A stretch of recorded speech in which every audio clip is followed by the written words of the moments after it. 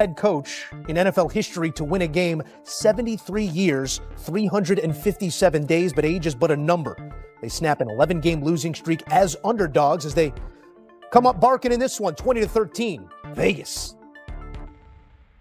Geno, 366 yards, a touchdown, a win on a nasty day. Does this about sum up why Pete Carroll said you're the man to lead this team? Just one win. We got a long ways to go. Happy we got the win, but, we got work tomorrow. I'm ready for work. Okay, well, in that first half, things got a little bit dicey. Yeah. What happened at halftime that got the offense going again? Yeah, I think we just stuck with the game plan. I thought, we did a little, executed better in the second half. It's a 4-quarter game. They're a good team as well. I mean, it's the NFL. They're going to win some as well. But, we stuck with it. No one panicked, and we kept going, and we figured it out. They are a good team. They have a new coach. They had a lot of excitement. What did you learn about your team coming in here against that team and coming out with a win like this? We can win in the rain. We can win on the road. But it's a long season. We got a lot of experiences to go through together. So, like I said, man, I'm ready for the weight room tomorrow. Who's happier, you or Max? Probably Max. But you'll both be in the weight room. Yeah, we'll both be there early, 6 a.m. I won't be joining you. Okay. Have fun. Have fun. Thank you. What's a Monday lift, guys? Like heavy biceps, Mac? I know that was it for you. No, well, you played in the bicep band era. It was always biceps. Tuesday be more of a good bicep day. Get your legs back. You can do a little light leg press, squat. Hey, leave that arm alone. 362 for Geno Smith, second most in Week 1 in Raiders franchise history. Back in the building, Jonathan Jones, thoughts here on the Raiders who, quite convincingly, as Geno said, go on the road in some weather and do exactly what you're looking to do. Yeah, I mean, it was a 2-score game for most of the game. There was that junk field goal there at the end to make it a 1-score game. But the Raiders really in control of this contest the entire time. Geno Smith picking up where he left off last season. And look, he has a new offensive coordinator. I think one of the things that people have forgotten is that Chip Kelly's the offensive coordinator. He's back in the NFL, and he is with the Raiders. And so when you're able to have a quarterback like Geno, and we have seen this for the last couple of years, go out there and to throw 300-plus yards is nothing to Geno right now. Yeah. But we just talked about his wide receiver group, or should I say a lack of a wide receiver group, right? Because Amari Cooper comes in, and then he says, this life ain't for me. I'm going to go ahead and retire. And you're looking around, Jacoby Myers, is there anybody else out there? Yeah. But you get 97 receiving yards from Jacoby Myers. You get more than 100 from Brock Bowers, and that was just in 3 quarters of play. He did leave because of a knee, but after the game, Pete Carroll said, look, he actually wanted to go back in, but because we were in such control of the game, we held him off. It was an interesting performance here, both sides of the ledger as we try and figure out who's who and what is what in Week 1. But anytime you can do what Geno and this offense did in Week 1, put on tape that sort of performance through the air. We were talking about the ease of defending a team that doesn't really, outside of Myers, have that threat downfield. They threatened everywhere on the field in this one, Pat. What did you make of the variability of the offense and their willingness to go to all of those things? Well, one thing about Pete Carroll, he had some undrafted receivers in Seattle. Yeah. Right. Had some guys who didn't have really homegrown names and found a way to get those guys to Super Bowl.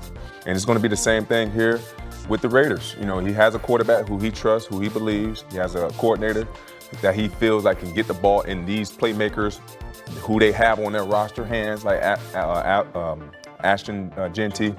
And you have a quarterback who's not going to make mistakes. You have a quarterback who is a walking 300-yard passer week in and week out. And then you have a defensive head coach in Pete Carroll who is going to have his defense geared up and fired up to play whoever they're lining up against. So I like what the Las Vegas Raiders have brought to the table in Week 1. Pete Carroll can coach some football. Yeah. Right? And I was out there with him during training camp, and just the energy that he's dispersed into the entire organization has been felt. And this was a energy-led game for them, because you look at the flow of this game, the ebbs and flows, it was kind of in favor of the New England Patriots. Yeah. Now, this is a matchup that had a bunch of unknowns. You talked about new coaching staff, new coordinators, not knowing exactly what you will get from either side, and the Patriots being at home. I, for one, thought the Patriots would have an opportunity to get in the winning column. That's what I was going to ask you. I mean, nobody was beating the table about the Raiders' defense coming into this season. You've got year 2 of a quarterback you believe in. You've spent a record amount of money on this roster. I mean, it is not, in fact, tricking. If you've got it, they had it. They spent it on this roster, but you come up with 13 points, 3 of them cheap late. It was about the style of play that we saw from the Raiders and the energy.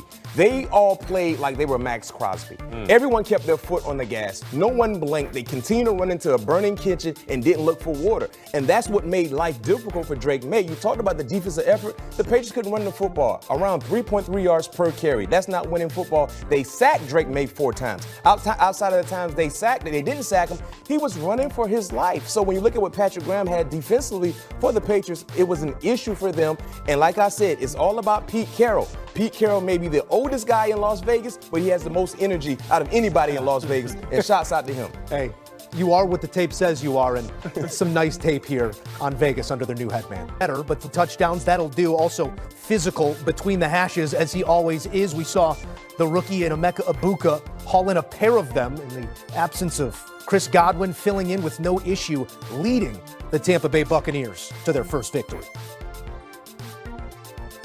Back in studio with the fellas. Mac, I think this is an interesting moment because I don't want to hand out hats and T-shirts in week 1, but if you can steal one in the South on the road in division, it feels like a massive moment here for the Buccaneers to take this win. You know, when you see divisional play in week 1, you have to throw records and resumes out of the window. Anything can happen, especially in the first week of the season, and that's what we saw. Remember, a year ago, Tampa lost a massive game in Atlanta there in the Mercedes-Benz Dome. And we know these two teams are clearly the top favorites in the NFC South. So when you look at the back and forth play, we saw Michael Penix get things going early on with Bijan Robinson. There you go. Yeah. And then you saw Tampa kind of find their stride as well.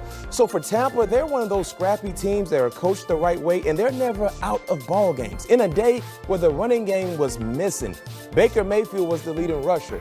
He had to be because they couldn't get things going in the ground and pound attack. And then he started to find out, oh yeah, there are some opportunities in the passing game where I can exploit the matchups in our favor. So this was a scrappy win. It kind of fits the image of their quarterback, who was known to be a scrappy guy as well. And to your point, Joe, yes, this was a huge win because the flow of the game was all in favor of Atlanta, and for Atlanta, at least 3/4 of this ball game. And then at the end, guess what happened? They pulled the plug on them, courtesy of Baker Mayfield.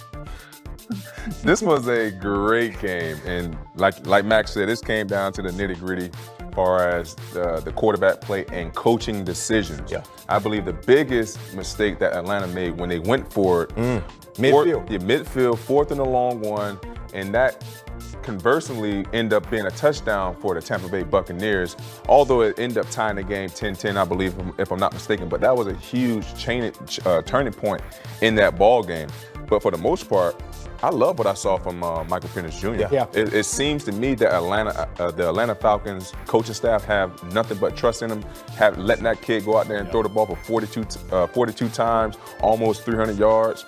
So Atlanta has found their quarterback, so the future is bright for Atlanta. But what a great game, and it looks like the Buccaneers trying to win this division for the sixth straight time in a row. 27 of 42, 298 for Michael Penix Jr., however, in a loss. JJ, we hear all preseason what buildings are excited about what guys, and Emeka Egbuka is one of those names. Hard not to be. I mean, led the Ohio State Buckeyes over his career in reception, 2nd in receiving yards. And here we see it on wax week 1. How exciting is that? It is exciting. It's also exciting because they don't have Chris Godwin right now, right? They know that they're not going to have Chris Godwin for a couple of weeks. They know they're not going to have Tristan Wirfs out there. You talk about the running game, right? When they get one of the best tackles in the game today back, that running game should develop.